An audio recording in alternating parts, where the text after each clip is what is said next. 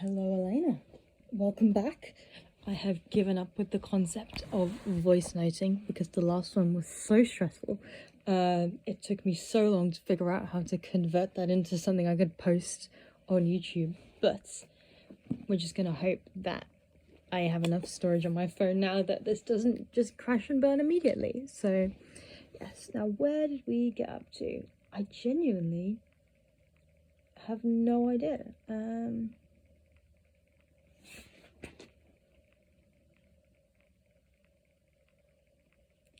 We're going to start here and hope for the best.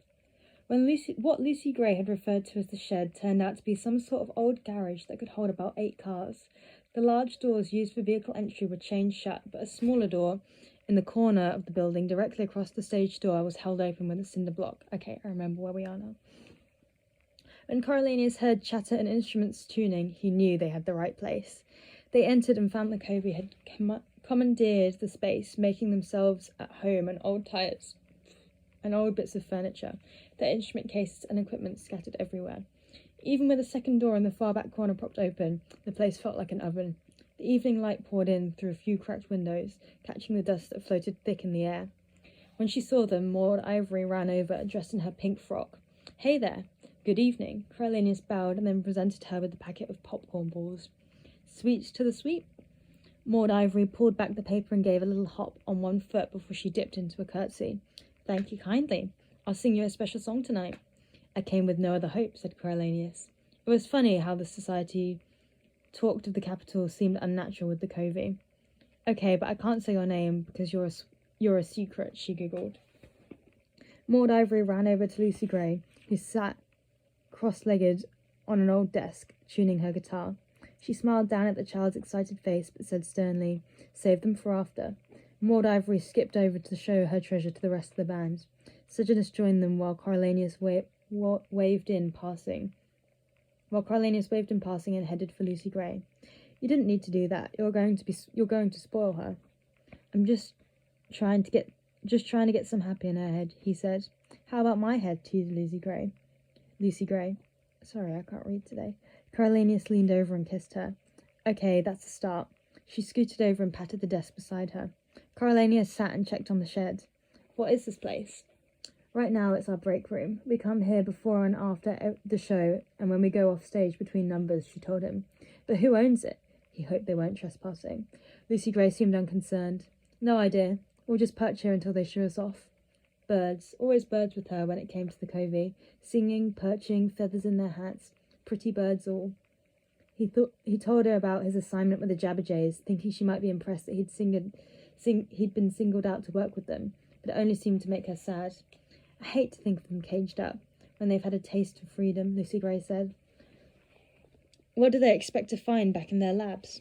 "I don't know. If their weapons still work, he guessed." "Sounds like torture, having someone controlling your voice like that." Her hand reached up to touch her throat. Coriolanus thought that a bit dramatic, but tried to sound comforting. "I don't think there's a human equivalent." "Really? Do you always feel free to speak your mind, Coriolanus Snow?" she asked, giving him a quizzical look. "Free to speak his mind? Of course he did. Well, within reason. He didn't go around shooting his mouth off about every little thing." "What did she mean?" "She meant that he thought about the capital, and the Hunger Games, and the district. The truth was, most of what the capital did, he supported, and the rest rarely concerned him. But if it came to him, he'd speak out. Wouldn't he, against the capital, like Sejanus had? Even if it meant repercussions? He didn't know, but he felt on the defensive. I do. I think you should just say what you think. That's what my daddy taught me, though, too. And he ended up with more bullet holes than I could count on my fingers," she said. What was she implying? Even if she didn't say so, he'd bet those bullets came from a peacekeeper's gun. Perhaps from someone dressed exactly as Coriolanus was now. "And my father was killed by a rebel sniper." Lucy Gray sighed. "Now you're mad." "No, but he was." He tried to swallow his anger. "I'm just tired. I've been looking forward to seeing you all week, and I'm sorry about your father. I'm sorry about my father, but I don't run Panem." "Lucy Gray," Maud Ivory called across the shed. "It's time." The Covey had begun to assemble by the door, instruments in hand. "I better go." Coriolanus slid off the desk. "Have a good show." "Will I see you after?" she asked. He brushed off his uniform. "I have to get back for curfew." Lucy Gray rose and swung her guitar strap over her head. I see. Well, tomorrow we're planning on a trip to the lake, if you're free. The lake? Were there actually pleasurable destinations in this miserable place? It's in the woods. It's a bit of a hike, but the water's fine for swimming, she said. Sure would like you to come along. Bring Sejanus too. We'll have the whole day. He wanted to go, to be with her for a whole day. He was still upset, but it was stupid. She hadn't accused him of anything, really. The conversation had just gotten off track. It was all on account of those stupid birds. She was reaching out. Did he really want to push her away? He saw her so little he could not afford moodiness. All right, we'll come after breakfast. Okay, then. She planted a kiss on his cheek and joined the rest of the covey as they left the shed. Back in the hob, he and Sejanus pushed their way through the dim interior, the air heavy with sweat and liqueur. They found their bunkmates in the same spot as the week before. Bug had secured the crates for them, and Coriolanus and Sejanus settled in on either side of him, each taking a swig from the communal bottle. Maud Ivory scampered out to introduce the band. The music began as soon as the covey had taken the stage. Coriolanus leaned against the wall and made up for lost time with the white liquor. He wasn't going to see Lucy Gray after, so why not get a little drunk? The knot of anger in his chest began to unwind as he stared at her. So attractive, so engaging, so alive. He began to feel bad about losing his temper, and had trouble even remembering what she'd said to set him off. Maybe nothing at all. It had been a long, stressful week with the tests and the birds and Sejanus' foolishness. He deserved to enjoy himself. He knocked back several more swallows and felt friendlier towards the world. Tunes, familiar and new, washed over him. Once he caught himself singing along with the audience and stopped self-consciously before he realised no one cared, or was sober enough to remember much if they did. At some point, Barbezieux, Tam Amber, and Clerk Carmine left the stage, apparently to take a break in the shed, leaving Maud Ivory up on her box at the mic and Lucy Gray strumming alongside her. I promised a friend I'd sing him something special tonight, so this is it, Maud Ivory chirped.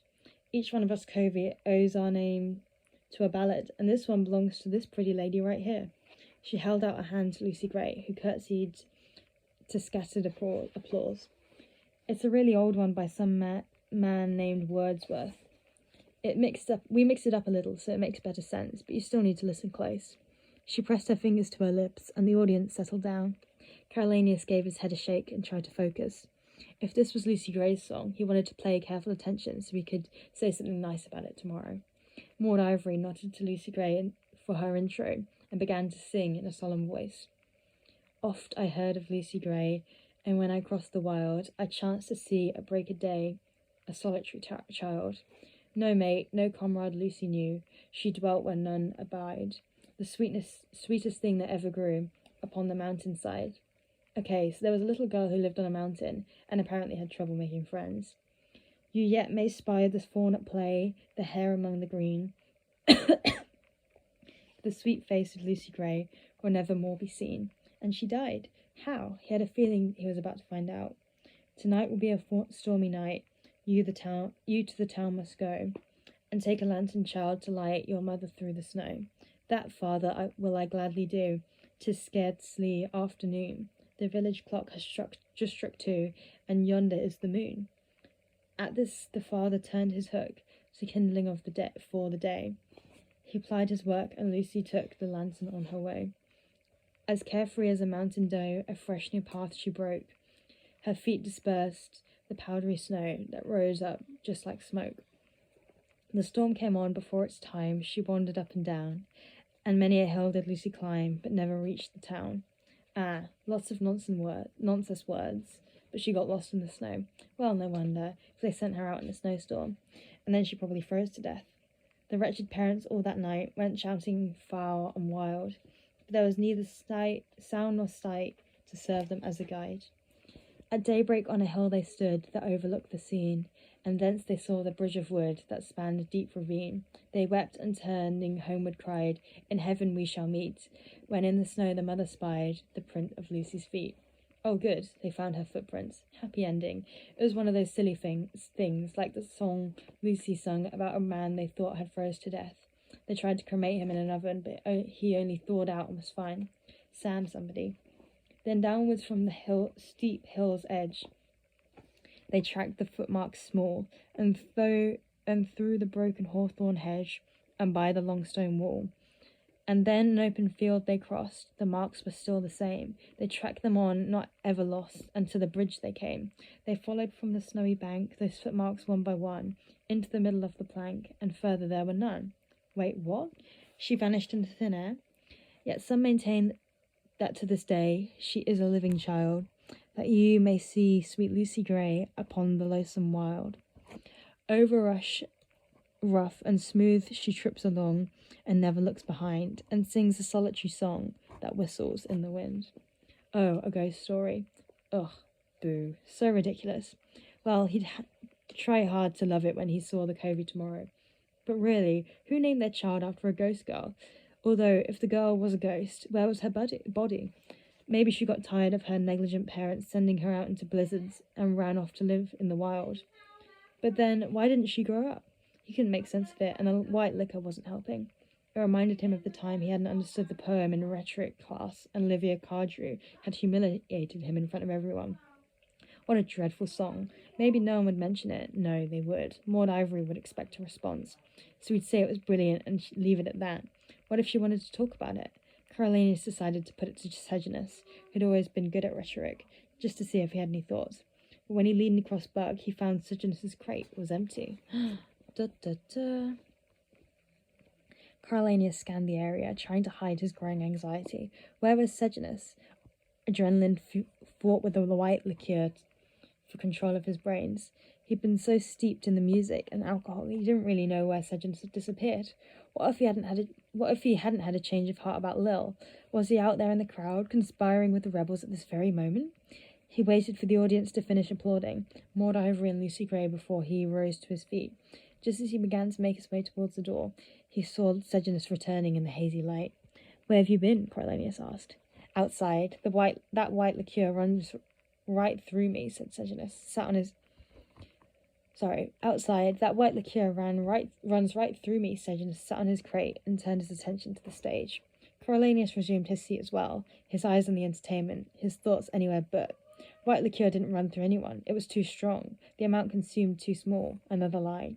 What did that mean? That he couldn't let Sejanus out of his sight for 1 second now? Throughout the rest of the show, he kept shooting sideways glances at him to make sure he didn't sneak off again. He stayed close after Maud Ivory collected money in their berry-bone basket, but Sejanus seemed focused on helping Bug steer a drunken beanpole back to the base. No opportunity presented itself for further discussion. If, in fact, Sejanus had slipped away to plot with the rebels, Coriolanus' directly confronting him after the Billy Top incident had obviously failed. A new strategy was clearly called for. Sunday dawned too brightly for Coriolanus' throbbing head. He threw up the white liqueur and stood in the shower until his eyes properly focused again. The greasy eggs of the mess hall were unthinkable, so he nibbled on his toast while Sejanus finished off both their helpings, only confirming Coriolanus' suspicions that he'd consumed next to no alcohol the night before. Certainly not enough for it to have run through him. Their 3 bunkmates had not even managed to get up for breakfast. Until he thought of a better approach, he'd have to watch him like a hawk, especially when they left the base. Today, anyway, he'd need a companion to go to the lake. Although Coriolanus' own enthusiasm had waned, Sejanus cheerfully accepted the invitation. "Sure, it sounds like a holiday. Let's take some ice." Sejanus talked Cookie out of another plastic bag, Coriolanus went to the clinic for an aspirin. They met up in the guardhouse and then set out. Not knowing a shortcut to the steam, they returned to the town square and retraced their steps from the previous week. Coriolanus considered attempting another heart-to-heart with Sejanus, but if the threat of being found guilty of treason didn't move him, what would? And he didn't know for sure that he'd been conspiring with the rebels. Maybe he really had just needed to take a piss last night, in which case accusing him would only make him defensive. The only real evidence he had was the hidden money, and maybe Strabo had insisted he take it, but Sejanus was determined never to use it. He didn't value money, and munitions money was probably burdensome to him. It might be a point of honour with him to make it on his own. If Lucy Gray was still upset about their tiff, she didn't show it. She greeted him at the back door with a kiss and a glass of cold water to tide him over until they reached the lake. It's 2 to 3 hours, depending on the briars, but it's worth it. For once, the Covey left their instruments behind. Barbara Jour stayed at home too, to keep an eye on things. She sent them off with a bucket containing a jug of water, a loaf of bread, and an old blanket. She just started seeing a gal down the road, confirmed Lucy Gray when they were out of earshot of the house, probably glad to have the place to themselves for the day. Tam Amber led the rest of them across the meadow and into the woods. Clark Carmine, Maud Ivory, and Sejanus formed a line behind them, leaving Lucy Gray and Coriolanus to bring up the rear. There was no path. They followed single file, stepping over fallen trees, pushing aside branches, trying to skirt around the prickly bushes that popped up in the undergrowth. Within 10 minutes, nothing remained of District 12 but the acrid smell from the mines. Within 20, even that had been cloaked by vegetation. The canopy of trees provided shade from the sun, but little respite from the heat. The hum of insects, chatter of squirrels, and birdsong filled the air, undisturbed by their presence. Even with 2 days of bird duty under his belt, Coriolanus felt increasingly wary the farther away they got from what passed for civilization out here. He wondered what other creatures, larger, more powerful, and fanged, might be lurking in the trees. He had no weapons of any kind. After that realization, he pretended to need a walking stick and stopped a moment to strip a sturdy fallen branch of its excess limbs. "But how does he know the way?" he asked Lucy Gray, nodding ahead to Tam Amber. "We all know the way," she said. "It's our second home." As no one else acted concerned, he trooped along for what seemed like an eternity, happy when Tam Amber pulled the group up, but he only said about halfway. And they passed around the bag of ice, drinking what had melted and sucking on the remaining cubes. Maud Ivory complained of a pain in her foot and pulled off her cracked brown shoe to show a good-sized blister. "These shoes don't walk right." "They're an old pair of Clark Carmines. We're trying to make them last the summer," said Lucy Gray, examining the little foot with a frown. "They're too tight," said Maud Ivory. "I want herring boxes like in the song." Sejanus crouched, offering her his bag. "How about a ride instead?" Maud Ivory scampered aboard. "Watch out for my head." Once the precedent was set, they took turns carrying the little girl. No longer needing to exert herself, she used her lungs for singing. In a cavern, in a canyon, evacuating for a mine, dwelt a miner, 49er, and his daughter Clementine. Light she was, and like a fairy, and her shoes were number 9. Herring bones without topses, sandals were for Clementine. To Coriolanus's dismay, a mockingjay chorus picked up on the melody from high in the branches. He'd not expected them to be out this far. The things were positively infecting the woods. But Maud Ivory was delighted and kept the racket going. Coriolanus carried her the final leg and distracted her by thanking her for the Lucy Gray song the night before. "What did you make of it?" she asked. He dodged the question. "I liked it very much. You were fantastic." "Thanks, but I meant the song. Do you think people really see Lucy Gray, or they're just dreaming her?" she said. "Because I think they really see her. Only now she flies like a bird." "Does she?" Coriolanus felt better that the cryptic song was at least subject to debate, and he wasn't too grim to grasp the one erudite interpretation. "Well, how else can she not make footprints?" she said. "I think she flies around and tries not to meet people because they'd kill her because she's different." "Yeah, she's different. She's a ghost, Bonehead," said Clark Carmine. "Ghosts don't leave footprints because they're like air." "Then where's her body?" asked Coriolanus, feeling that at least Maud Ivory's version made some sense. "She fell off the bridge and died, and it's so far down no one could see her. And maybe there was a river and it washed her away," said Clark Carmine. "Anyway, she's dead and she's haunting the place. How can she fly without wings?" "She didn't fall off the bridge. The snow would look different when she was standing," Maud Ivory insisted. "Lucy Gray, which is it?" "It's a mystery, sweetheart, just like me. That's why it's my song," Lucy Gray answered. By the time they arrived at the lake, Coriolanus was panting and parched, and his rash burned from his sweat. When the coveys stripped down to their undergarments and plunged into the water, he lost no time in following suit. He waded out, and the cold water embraced him, clearing the cobwebs from his head and soothing his rash. He swam well, having been taught from an early age in school, but had never tried it anywhere but a pool. The muddy lake floor dropped off quickly, and he had a sense of deep water. He cruised out into the middle of the lake and floated on his back, taking in the scenery. The wood rose up all around, and although there seemed to be no access road, small broken houses dotted the banks. Most were beyond repair, but a solid-looking concrete structure still had a roof, and a door shut sight against the wild. A family of ducks swam by a few feet away, and he could spot fish down below his toes. Concerns over what else might be swimming around him prompted him to head back to shore, where the Covey had already pulled Sejanus into some kind of keep-away game, using a large pine cone for the ball.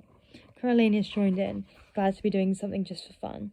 The strain of being a fully fledged adult every day had grown tiresome. He lives on a base, he doesn't do anything, he just gets told to do chores. I hate this guy. He's so ridiculous. After a brief rest, Tam Amber made a couple of fishing poles, trimming down tree branches and attaching thread and homemade hooks.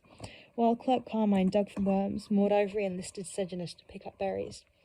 Stay away from the patch near the rocks, warned Lucy Gray. Snakes like it down there. She always knows where they'll be, Maud Ivory told Sejanus as she led him away. She catches them in her hands, but they scare me. That left Coriolanus and Lucy Gray to collect dry wood for a fire. It all excited him a little, the swimming half-naked among wild creatures, the building of the fire in the open air, the unorchestrated time of Lucy Gray. She had a box of matches, but they were dear, and she said she had to make do with just one. When the flames caught on a pile of dry leaves, he sat close to her on the ground as they fed it first of the twigs, then larger scraps of wood, feeling happier to be alive than he had in weeks. Listen, Lucy Gray leaned into his shoulder. Listen, I'm sorry if I upset you last night. I wasn't laying my daddy's death on you. We were both just kids when that happened. I know, I'm sorry if I overreacted. It's just, I can't pretend I'm someone I'm not. I don't agree with everything the Capitol does, but I am Capitol, and on the whole, I think we're right about needing order. The Covey believe you're put on Earth to reduce the misery, not add to it. Do you think the Hunger Games are right? She asked. I'm not even sure why we do them, to be honest, but I do think people are forgetting the war too fast. What we did to each other, what we're capable of. Districts and Capitol both. I know that Capitol must seem hard-lined out there, but we're just trying to keep things under control. Otherwise, there'd be chaos and people running around killing each other, like in the arena. This was the first time he tried to put these thoughts into words with anyone other than Dr. Gall. He felt a little unsteady, like a toddler learning to walk, but he felt the independence of getting on his feet as well. Lucy Gray drew back a bit. That's what you think people will do? I do, unless there's law and someone enforcing it. I think we might as well be animals, he said with more assurance. Like it or not, the Capitol is the only thing keeping anyone safe. So they keep me safe. What do I give up for that? She asked. Coriolanus poked at the fire with a stick. Give up? Why? Nothing. The Covey did, she said. Can't travel, can't perform without their say-so, can only sing certain types of songs. Fight getting around, and you get shot dead like my daddy. Try to keep your family together, and you get your head broken like my mama. What if I think that price is too high to pay? Maybe my freedom is worth the risk. So your family were rebels after all? Coriolanus wasn't really surprised. My family were Covey, first and last, Lucy Gray asserted. Not district, not capital, not rebel, not peacekeepers, just us. And you're like us. You want to think for yourself. You push back. And I know because of what you did for me in the games. Well, she had him there. If the Hunger Games were thought necessary by the Capitol, and if you had tried to thwart them, had he not refuted the Capitol's authority? Pushed back, as she said, not like Sejanus in outright defiance, but in a quieter, subtler way of his own. Here's what I believe. If the Capitol wasn't in charge, we wouldn't even be having this conversation, because we'd be destroying ourselves by now. People have been around a long time without the Capitol. I expect they'll be here a long time after, she concluded. Coriolanus thought of the dead cities he'd passed on the journey to District 12. She claimed the Covey had travelled, so she must have seen them as well. Not many of them. Panem used to be magnificent. Look at it now. Clerk Carmine brought Lucy Gray a plant he'd uprooted from the lake, with pointy leaves and tall white flowers. Hey, you found some Katniss. Good work, Cece. Coriolanus wondered if he meant it to be decorative, like the grandmam's roses, but she immediately examined the roots from which small tubers hang. A little too early yet. Yeah, Clerk Carmine agreed. For what? For eating. In a few weeks, these will grow into decent-sized potatoes, and we can roast them, said Lucy Gray. Some people call them swamp potatoes, but I like Katniss better. Has a nicer ring to it. Tam Amber appeared with several fish that he cleaned, gutted, and cut into pieces. He wrapped the fish in leaves and sprigs of some kind of herb he'd picked, and Lucy Gray arranged them in the embers of the fire. By the time Maud Ivory and Sejanus arrived with their bucket loaded with blackberries, the fish were cooked enough. With the hike and the swimming, Coriolanus' appetite had returned. He ate every morsel of his share of the fish, bread, and berries. Then Sejanus brought out a surprise, 6 of Mars sugar cookies he'd saved as his share of the box. After lunch, he spread out They spread out the blanket under the trees, half lying on it, half propped up against the trunks, and stared up at the fleecy clouds and the brilliant sky. I've never seen a sky quite that colour, said Sejanus. It's azure, Maud Ivory told him. Like Barb Azure. That's her colour. Her colour? Asked Coriolanus. Sure. We each got our first names from a ballad and our seconds from a colour. She popped up to explain. Barb is from Barbara Allen, and azure blue like the sky. I'm Maud Clare, and ivory like piano keys. And Lucy Gray is special because her whole name came right from the ballad, Lucy Ann Gray. That's right. Grey like a winter's day, Lucy Gray said with a smile. Coriolanus had never really noticed the connection before. He just thought they had old covey names. Ivory and amber brought to mind old ornaments in the grandmam's jewellery box, and azure, taupe, and carmine weren't colours he recognised. As to their ballads, who knew where those had come from? It all seems like a very strange way to name your child. Maud Ivory poked him in the stomach. Your name sounds covey. How so? He asked with a laugh. Because of the snow part. White as snow. Snow White, giggled Maud Ivory. Is there a ballad with Coriolanus in it? Not that I know of. Why don't you write one for me? He said, poking her back. The Ballad of Coriolanus Snow. Maud Ivory sat down on her stomach. Lucy Gray's the writer. Why don't you ask her? Stop pestering him, you. Lucy Gray pulled Maud Ivory beside her. You could probably take a nap before we head home. People will carry me, said Maud Ivory, wiggling to get free, and I'll sing for them. Oh, my darling, oh, my darling. Oh, pipe down, said Clark Carmine. Come on, try to lie down, said Lucy Gray. Well, I will if you sing to me. Sing me one from when I had croup. She flattened out with her head on Lucy Gray's lap. Okay, but only if you hush. Lucy Gray stroked Maud Ivory's hair back behind her ear and waited for her to settle down before she began to sing soothingly. And I'm going to leave that one there. We'll continue with the song in the next installment. I love you. Good night.